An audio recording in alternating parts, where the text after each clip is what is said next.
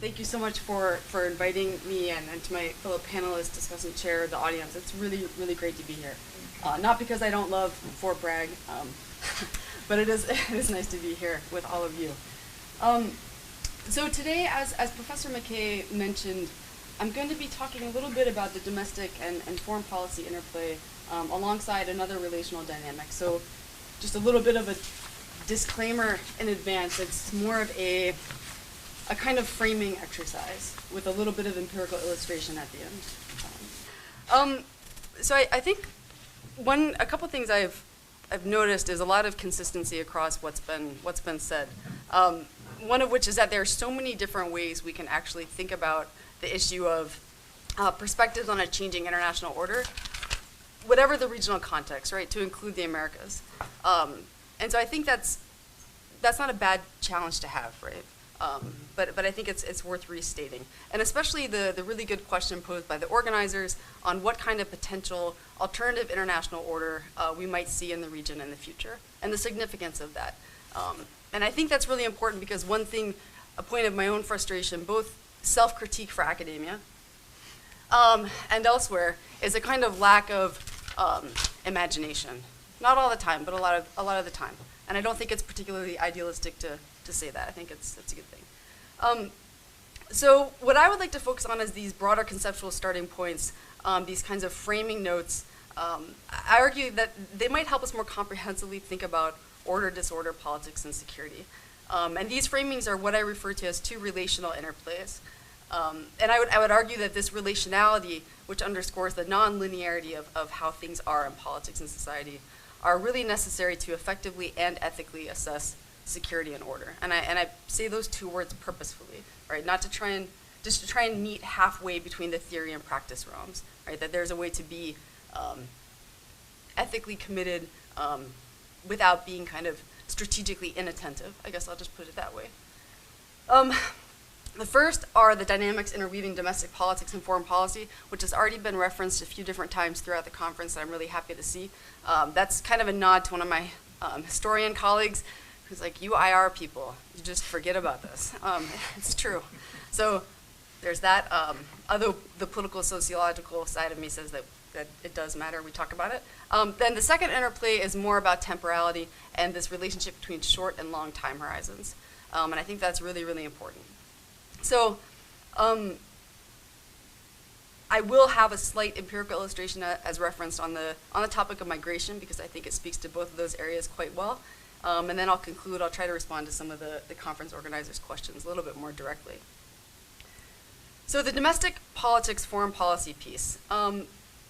Referencing these kinds of dynamics, it's not entirely new, but I don't think that makes it any less important. And I think we don't really know how to better understand that interweaving. So we can talk about it quite a lot, but how do we actually assess it in terms of significance? How do we communicate that significance? How does it inform or potentially misinform whether our military policy, decision-making in terms of education initiatives, all sorts of areas. And I think it's all too easy to bifurcate these realms. So I kind of put this framing out there as, and it's not because I don't want to continue listening to myself talk, but I think that is partly it. But I think a huge benefit of this kind of gathering is a conversation with all of you. So it's a proposal out there for the audience, in particular during Q&A, to think, how can we better understand that relationship? What role should that play in terms of our foreign policy decision-making, in terms of our military education systems, and whatever realm matters most to you. So I really throw that out.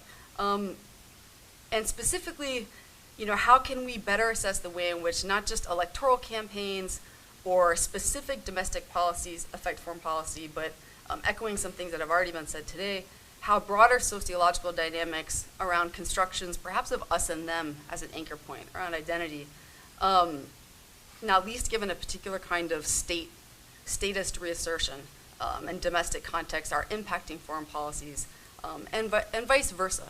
That's something earlier I was thinking about too. We talk a lot about how domestic politics influence foreign policies, but I think we need to also consider the inverse.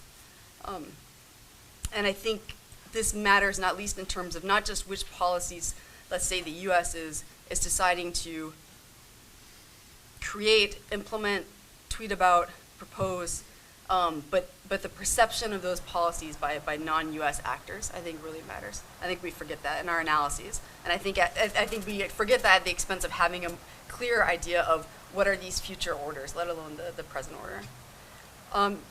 Now moving on to the short and long time horizons. This is something, unfortunately, my students hear a lot about because they're really good about the immediate, short-term everything, tactical operations, everything's great. But then if we start to get into the world of, and this is a critique of academia too, I'm not forgetting, I promise this, we kind of lose sight of things beyond our own experience, or those close to us, or those created in an electoral campaign cycle. And I think the nature of contemporary security challenges that are particularly pronounced in the Americas, but not exclusive to them, so things like climate change, things like this paradox of growing economic inequality, even as we have quite good economic growth generally in absolute terms, migration, that all of these kinds of things actually demand both a short-term response, sometimes in the context of crisis, not always, but also kind of a longer-term outlook. And so I'd be really, really interested to hear from any of you kind of how you think we could better do that. And I think there are a lot of challenges to doing so. Maybe the biggest one I would say perhaps in this realm of theory and practice is how do we incentivize individuals, whether they be academics or politicians, to consider those longer time horizons when they don't seem materially expedient? That would be one question I pose.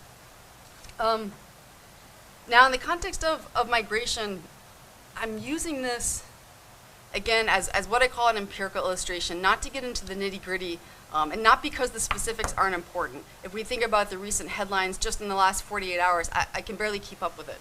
I mean, some of my colleagues, it's kind of like, we're going, I mean, we literally, it's not even derogatory, we're literally going by tweet in some ways, in terms of, and our allies are too a lot, and because I'm speaking largely a US-centric lens, although I promise I spent a third of my life overseas, and I'm not trying to diminish other voices. But I think it's a great issue because it does have this immediate resonance.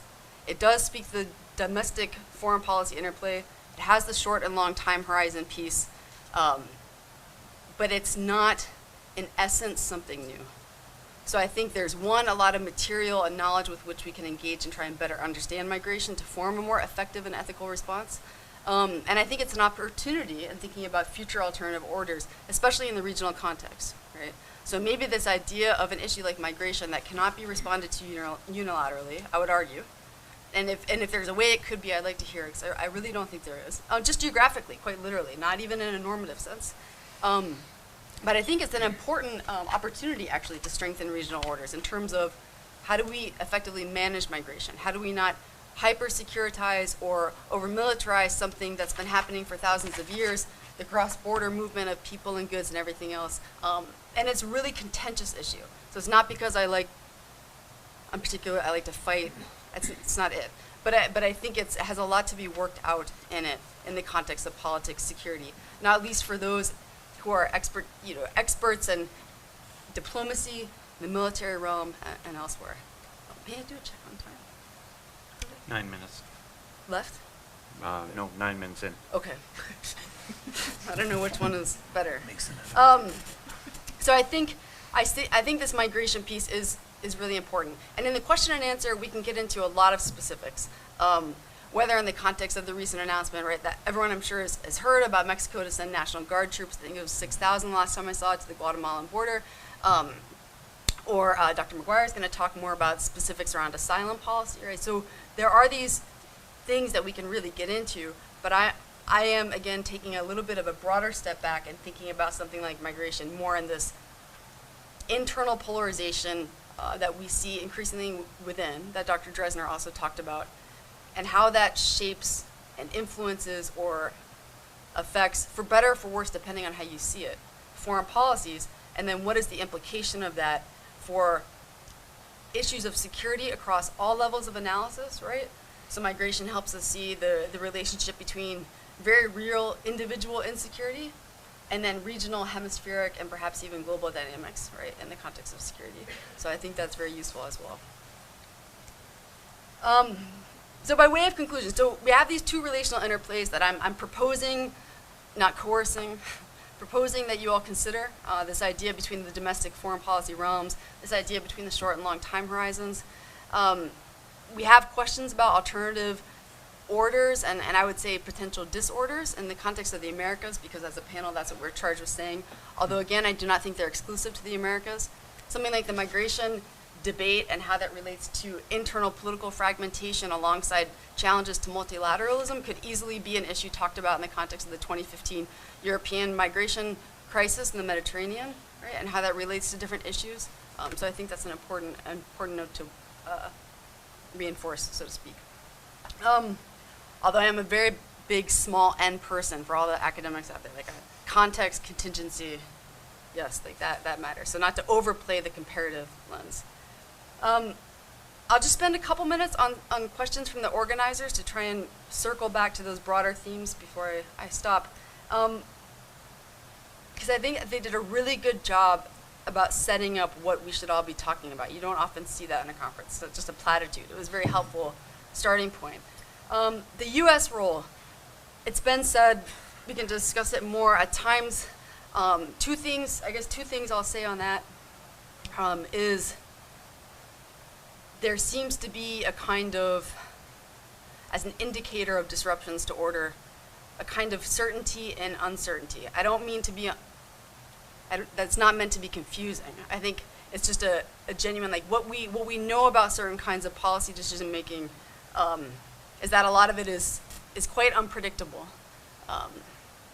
That's not to ignore certain efforts at consistency, like the new national security strategy of the U.S. and attention to great power conflict and all these kinds of things. I think there's an effort there in some realms. But again, going perhaps to Dr. Dresner's talk, the idea of executive level power and what that means is quite unstable. And I think actually military practitioners I speak with know that the best. You can look at any number of situations, whether Syria or elsewhere in different decisions and contexts, and it's been a little bit of, I'll just say, upheaval. And I'll say that as an outsider, obviously. Excuse me. The other thing I'll say is that alongside that unpredictability and uncertainty, I think that, and this was also mentioned earlier, I was very happy to hear, there's more overarching systemic consistency than I think we give things credit to. And so I tried to refresh my memory, again, going back to look at history because of being brutalized by my historian colleague. And I'm not an Americanist, right? And I actually, to the point where when students say the word America, I'm like, that means a lot of different countries. You should say the US. That's how terrible I am at it. But if you look through foreign policy decision making, I mean, isolationism and this kind of thing is actually the exception, not the norm.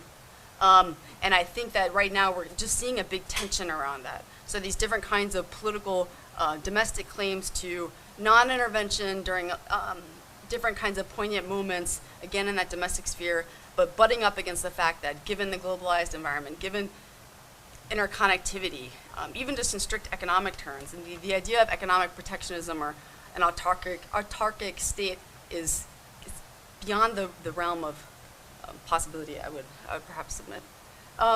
Hedging, future of alliances, trust, legitimacy. I'll focus on the trust legitimacy piece and just to underscore the idea that alliances matter. Good example, this idea of threats with tariffs on Mexico seems like, both leaders kind of positioning it as a win. I'm quite concerned about long-term damage to that partnership that I think is so central to the Americas. I think that really matters. Alternative futures, what I'd like to just kind of throw out there, and I don't mean for it to be like a grenade throwing out there, but one thing I haven't heard explicit reference to is the idea of normative commitments. Implicitly through reference to things like human rights, not least given Canada's legacy, and I say that in a really good way. But I think that, how does that play into our discussions alongside things like material capabilities and all these other elements? And I'd be curious about that and how that might impact our view on these regional orders. And the other thing I would reiterate is that, as mentioned earlier, I think it really is an opportunity, I think, in the Americas with something like migration, despite how volatile it is an issue, both in terms of domestic politics and potential regional crises, let alone individual insecurities. I think it's quite a good opportunity to reassert the importance of bilateralism, multilateralism, and regional dynamics. And I think that if it's seen that way, what does that look like? And again, that's a question for you all, because your expertise is much stronger in that area and in many, many ways. So I'll end it on that positive. I didn't see any hands either, so I assume that means, is it U.S.? Thank you. That's great, thanks.